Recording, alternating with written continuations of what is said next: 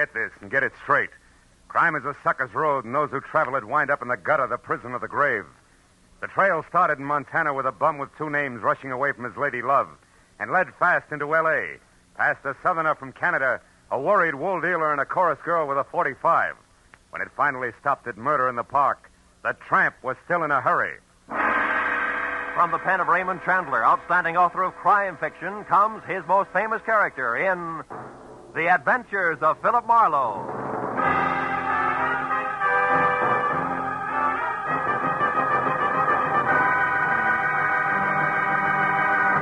Now, with Gerald Moore, starred as Philip Marlowe, we bring you tonight's exciting story, The Bum's Rush.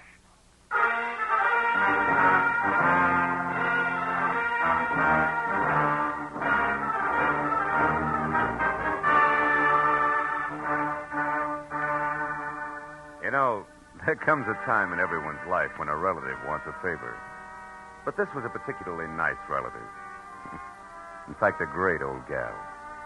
She'd written my name and address in the center, and her name, Jessie Gavins, Eagles Rock, Montana, in the upper left corner of the envelope.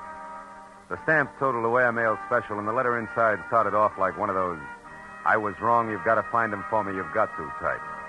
But it didn't wind up that way.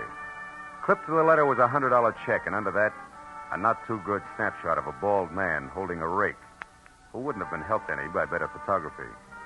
10 minutes later, at exactly 8 p.m., my long-distance call was put through, and the voice that belonged to Aunt Jessie was snapping at me from Eagles Rock, Montana, like the end of a whip. Certainly I wrote it. How many Jessie Gavinses do you think there are in Eagles Rock? Philip, I want you to find Jonathan Miter and see if he's all right. Yeah, you said that in your letter. Jonathan Miter is my fiancé. Aunt Jessie. Oh, I know what you're thinking, young man, but I'm 51 and he's 55, and there's nothing wrong with the September song if the harmony's close enough. Yeah, I hope my harmony's that good when I'm 55. Why are you worried, honey? Because he left here last week on some kind of a big deal. It's a secret. That's all he'd tell me, and I haven't heard a word from him since. I see. Well, tell me, what sort of a deal would it be? I mean, what business? He's not in any business.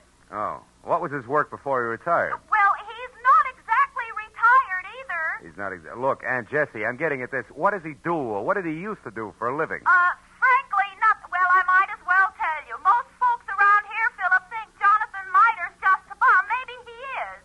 He came to town, Philip, on a freight train a month ago, and he's been raking leaves for handouts ever since. That's how I met him. But he's a fine, honest, proud man, and I'm going to marry him. Congratulations. Yes. Look, you didn't happen to give that fine, honest, proud man a wad of money to finance this big deal of his, did you? Oh, no. Well, then don't. Because I'll be frank. Sounds to me like a broken-down con man warming up a new routine. Then I'll gladly pay to find that out, Philip. But I think you're wrong. Jonathan told me that he had to prove himself by making some money of his own before he'd marry me. As if I didn't have enough to take care of two people already. Okay, Jessie, it's a little off-center, but I'll buy it. Philip, Huh? when you find him, don't tell him that I hired you. As I say, he's very proud, and it'd hurt him. And now all I can give you to go on, aside from that snapshot I sent, is an address, 764 Hope Street in Los Angeles. 764 Hope Street. Well, how'd you get that? From checking through every single thing of his I could lay my hands on. It was on the back of an envelope. Of course, it may not mean nothing. You're so right, Jessie. Please, now, don't joke with me, Philip. Jonathan was so serious and in such a hurry, and there was a funny, brave glint in his eye when he left. Do your A best. brave glint. Oh, no. Okay, Jessie, no jokes. Goodbye, darling.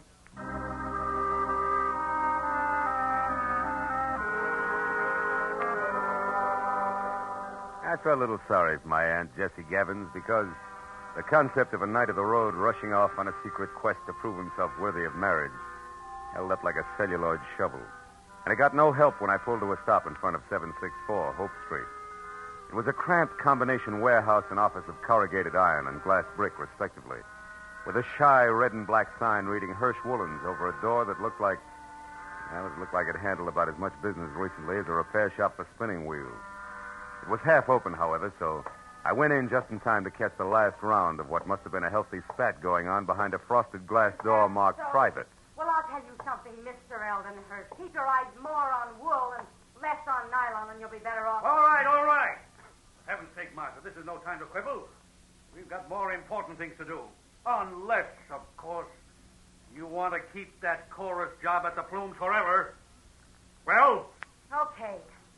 You just watch your step. Goodbye, Eldon. Stand aside, stupid. This is a hallway, not an art gallery. Yeah, there's a petty girl if ever I've seen one. Well, what do you want? Oh, Mr. Hirsch. Yes? Yeah, well, I'm Ned Johnson. I'm looking for a job. What kind? Oh, salesman. Wool's my I line. see. And how long have you been waiting out here? Oh, I just stepped in. Come inside. Thanks. Sit down. Now, what is your specialty? Woolens, worsteds, or felts? Well, I've handled them all.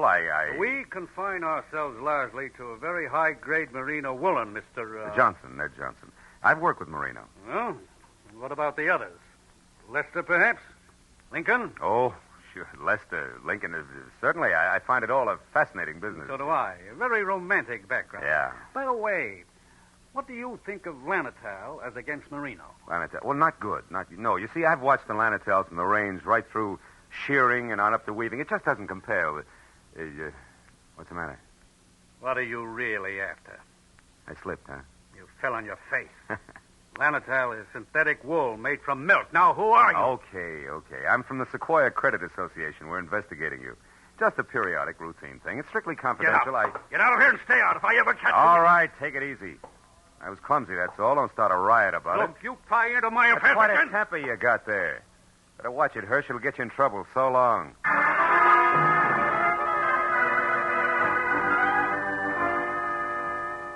I hadn't exactly been wool gathering with Hirsch and Company, but I hadn't exactly made strides on the connection between A Bum in a Hurry and 764 Hope Street either. However, I couldn't help wondering what Hirsch had meant when I'd overheard him speak to the girl in the office about more important things to do. So when he slammed the door on my shoulder blades, I went around to the alley for a peek in his warehouse. But I skipped that when a man stepped into view wearing the identical face I had in my pocket on a snapshot. It was Jonathan Mitre.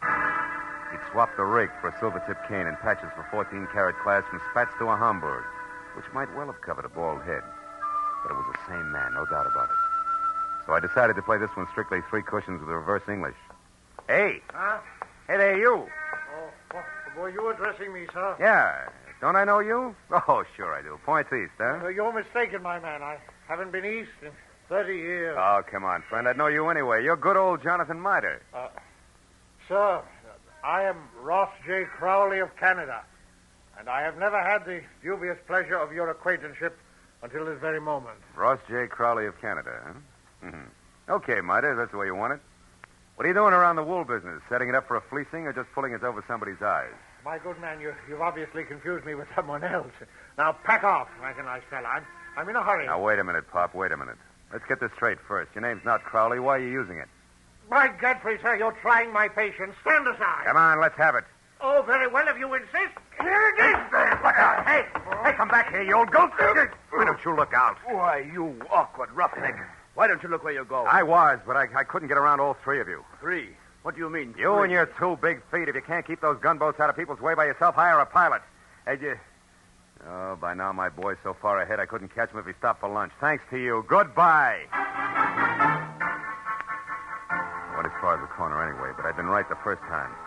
Jonathan Mitre, alias Ross J. Crowley of Canada, was long gone, and I had no idea where.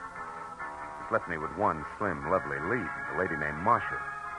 If I'd eavesdropped correctly, she would shortly be making with the legs in the chorus of the Plumes Theater restaurant.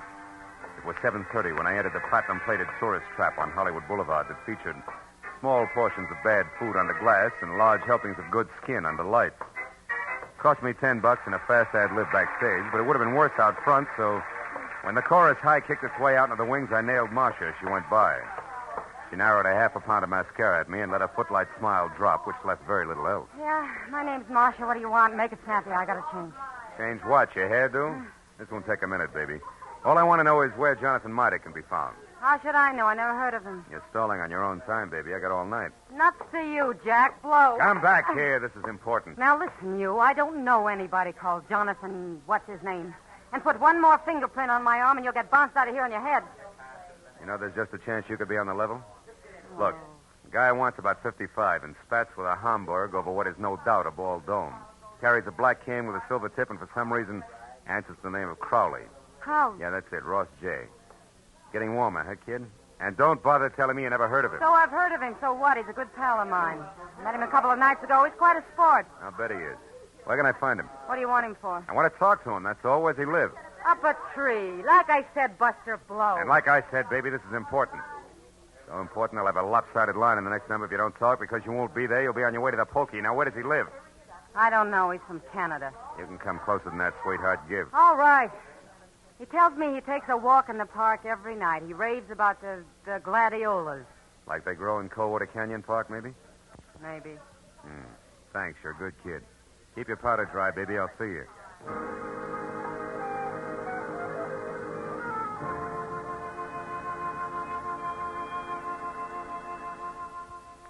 That park looked deserted when a half hour later I drove by it to the far end, turned down a side street, and stopped. But as I started in on foot, I saw him, Spatz, Homburg, Kane, and Alias, ambling slowly away from me along a back path. I started after him quietly, and when he got near a corner, I was close enough to hail him, and then grab. But I didn't get the chance. Stand still and keep your mouth shut. I turned slowly. It was the gentleman with the big feet, and he wasn't much uglier, just a little flabbier than the automatic wrapped up in his fist. You seem to be falling over my feet every time I turn around. I noticed that. But I figured the first time was coincidence. What do you figure now? That our gay dog, Mr. Crowley, who just turned that corner there, is wagging two tails. But you hold the gavel, Chairman. And don't you forget it either. So he gave you the name Crowley, did he? Mm-hmm. Why, you think he's got another one? Stop that. We both know he's lying. What I don't know is why he took that name or why you're interested. It's a hobby. I collect old geezers with more than one name. You're going to handle hard, huh?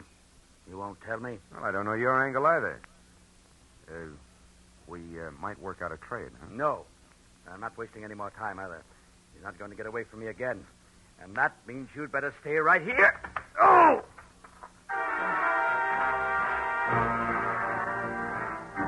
He piled me up on the ground with a stomach full of pain.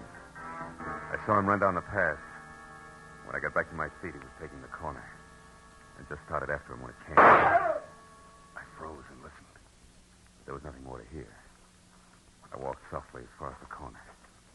He was face down, the toes of his oversized shoes digging into the grass, and the gun he hadn't time to use spilled a few inches away from his clenched, dead hand.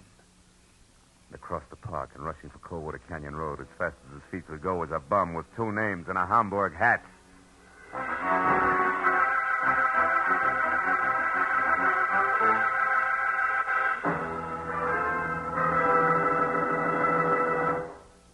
In just a moment, the second act of Philip Marlowe. But first, 30 minutes packed full of talent, music, and fun. That's the Horace Heidt Original Youth Opportunity Show, coming your way every Sunday evening on CBS. Yes, this fall, you'll hear them all on CBS. A galaxy of stars.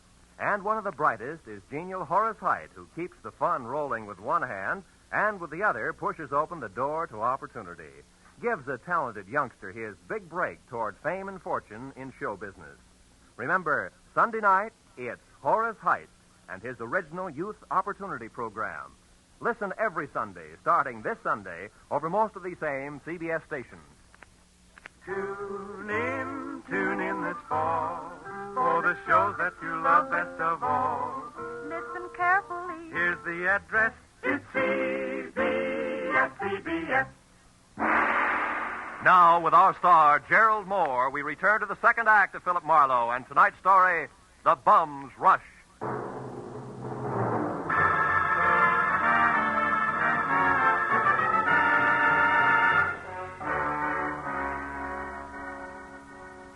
When I took after the fleeing figure known to my Aunt Jessie as Jonathan Mitre, or Ross J. Crowley, was still barely visible ahead with arms and legs flailing the night air like so many test streamers in a wind tunnel.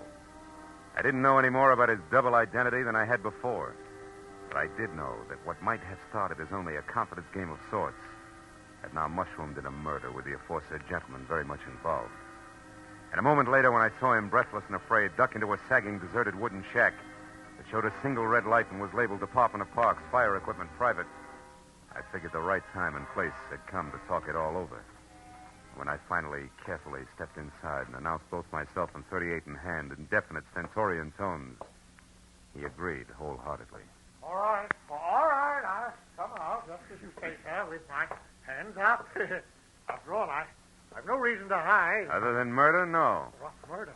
That noise I heard, that's what it was. Somebody was shot. No, somebody was run over by a bullet rolling downhill at a terrific rate of speed. Now shut up and turn around, Pop. Hands still high.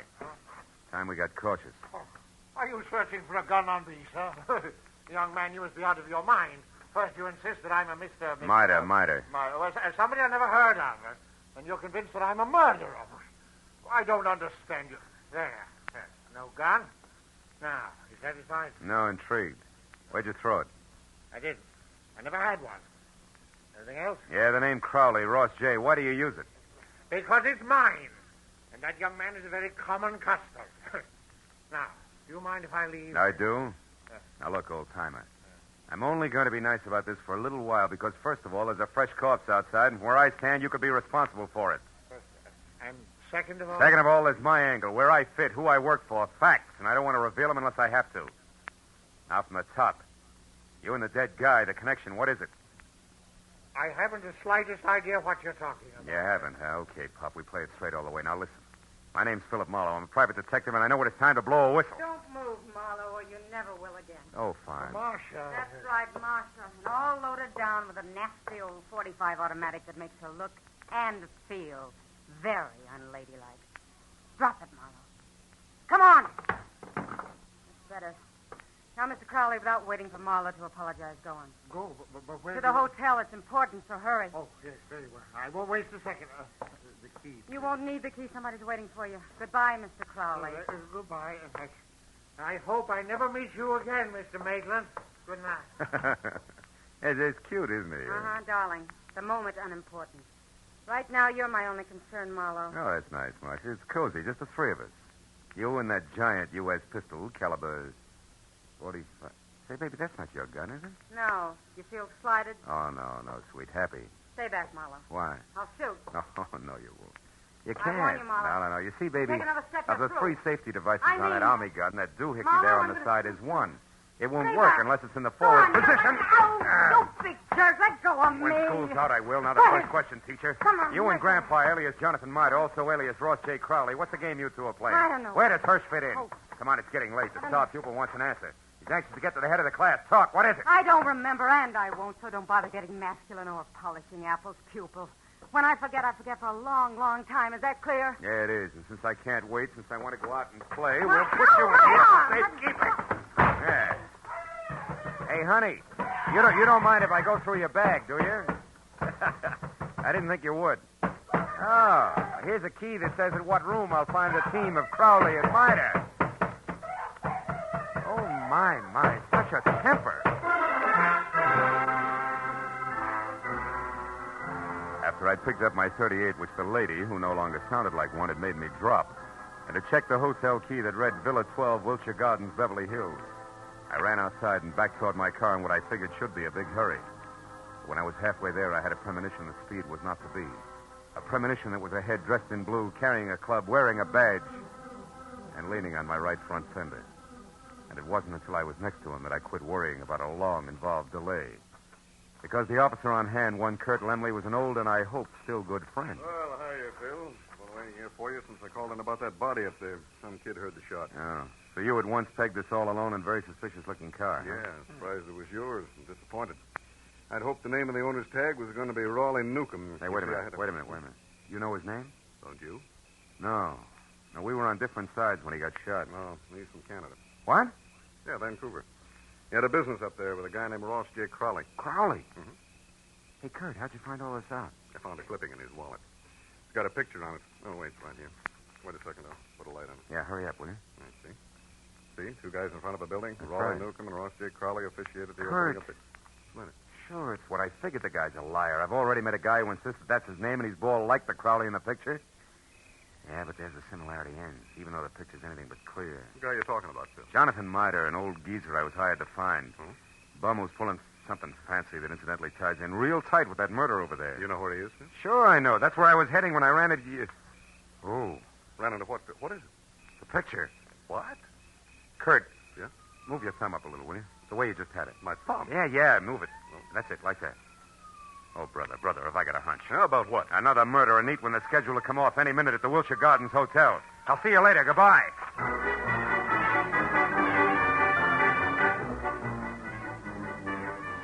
best, it was 10 screeching stop-and-go minutes from Coldwater Canyon Park across Beverly Hills to the Wilshire Gardens Hotel on the boulevard of the same name. And all the way, I kept hoping, over time, that one of two things was so. Either my hunch was wrong and nobody else was going to get hurt for a while, or it was right and I was still on time. But when I was there, parked and running toward the Villa number 10, which was a silent stucco square, choking to death under ivy, and showing only a single light in the living room, I was almost sure that it was going to play still another way. Me right and too late to do any good.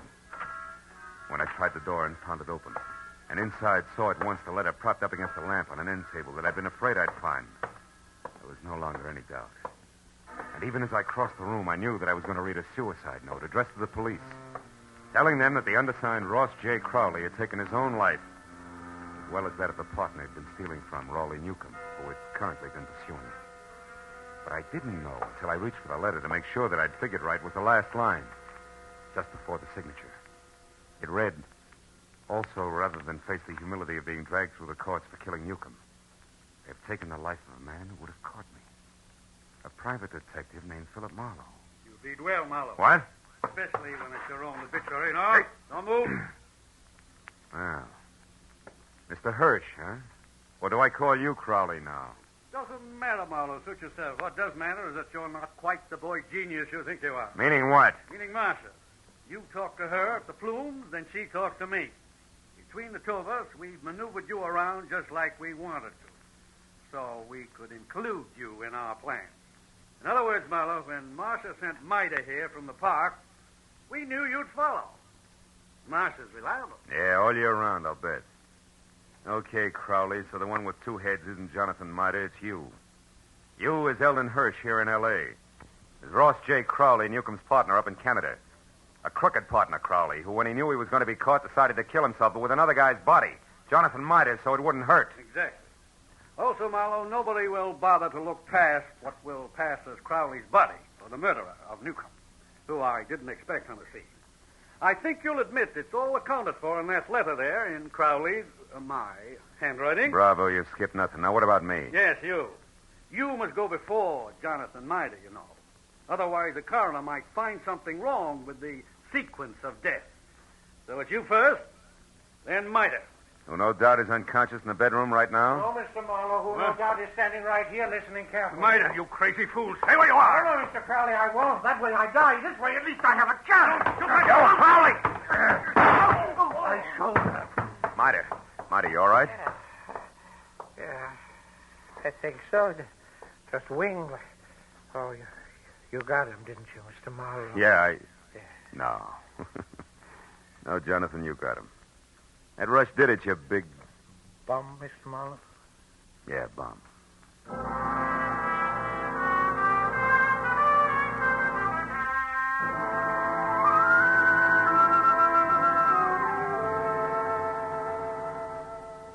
It was 2 long hours of first aid for Jonathan. Arrest on the charge of murder for both Crowley and the accomplice before and after the fact, Martha. And questions and answers in triplicate for the police before Mida and I were finally alone and back in my office waiting for a call we'd put through to, of course, Eagles Rock, Montana. But even then, the gentleman vagabond couldn't quite get over things. Then, in other words, Mr. Marlowe, this Crowley, who introduced himself to me as Hirsch, had his fiendish plan already formulated. And on one of his trips down from Canada, saw me when his train stopped at Eagles Rock. I was raking leaves around the depot. And he saw me, and he hired me on the spot because he needed someone to fit the part of his corpse. That's it. And you'll admit you were well qualified for the job, alone in the world. Except for Jesse, Which you didn't happen to mention. And the fact that you were bald. That's true, Mr. Don't be sensitive. You see, Crowley, or Hirsch, was also bald. What? All that hair of his a wig? That's right. Toupee, every bit of it. And incidentally, you see, the reason I caught on to things, Johnny, a policeman found a newspaper picture of Newcomb and Crowley in Newcomb's wallet. Which told you that I couldn't be Crowley. That's right. It also told me more. When the policeman accidentally put his thumb over the bald part of Crowley's head, it gave me a different picture. Then I only paid attention to what I could see, features blurred though they were. Which then you were Herschel. Uh-huh. Well, Miss Jessie. Yeah, wait a minute. I know. Hello. Mr. Philip Marlowe, please. This is Marlowe speaking. On your call to Miss Jessie Gavins in Eagles Rock, Montana. One moment, please, sir. Here, take it, Jonathan. Me? Yeah, go ahead, speak. All right. Hello, Jessie. Jessica. Yeah, this is Johnny. Yeah, Cuddles. Yeah, it's me, all right. I'm in Los Angeles with Mr. Marlowe. Cuddles, you don't have to shout so loud, you know. She's clean up there, the Eagles. I know, but she can hear you. Just talk. Jessica, you guess what happened now? Now, I'll tell you. Yeah. A man hired me to work for him. To pose, impersonate a Mr. Ross J. Crowley, because he said he had to be free to investigate some crooked people who would try and contact me. Yeah. And since he offered good money right on the spot there, Jessica, I took the job. I thought you'd be proud of me making extra money. No, wait a minute, Jessica. Mr. Marlowe, I better cut this short, hadn't I? It's long distance. It's cost money. Don't worry about it, Johnny. There's no hurry. Take your time. Oh, Jessica. Now, what this man really wanted, you there, Jessica? Was to use me as a corpse. That's right, a body. No, I feel fine. You see, he was going to put his rings on me, another identification, to knock me unconscious and get me to the river.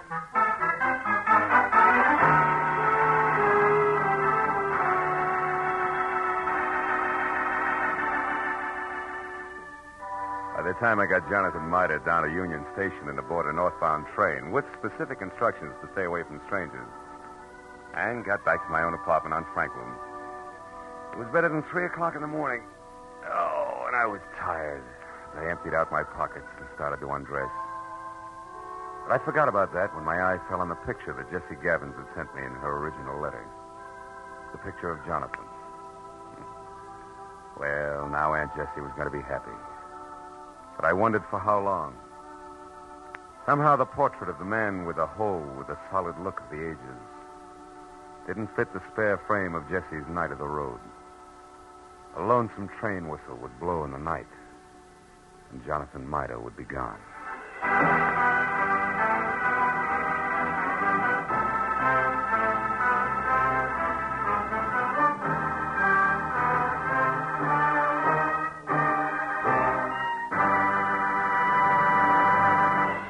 The Adventures of Philip Marlowe star Gerald Moore and are produced and directed by Norman MacDonald. Script is by Mel Donnelly, Robert Mitchell, and Gene Levitt. Featured in the cast were Georgia Ellis, Hans Conrad, Ann Morrison, Herb Butterfield, Wilms Herbert, and Bill Boucher. The special music is composed and conducted by Richard Arant. Be sure and be with us again next week when Philip Marlowe says... The lady tourist was a school teacher out after glamour, and she got it. But only after she learned that in Hollywood, the 3 R's could be reading, done in a dark room, writing found in a dead man's pocket, and arithmetic that added up to murder, ×2.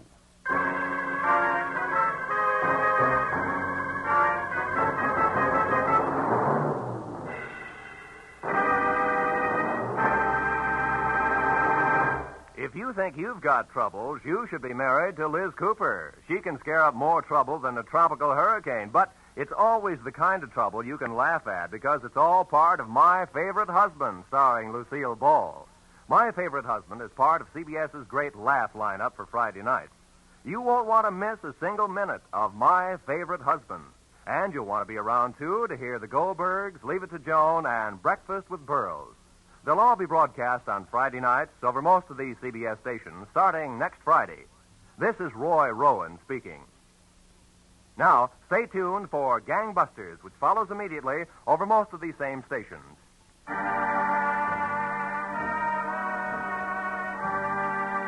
This is CBS, the Columbia Broadcasting System.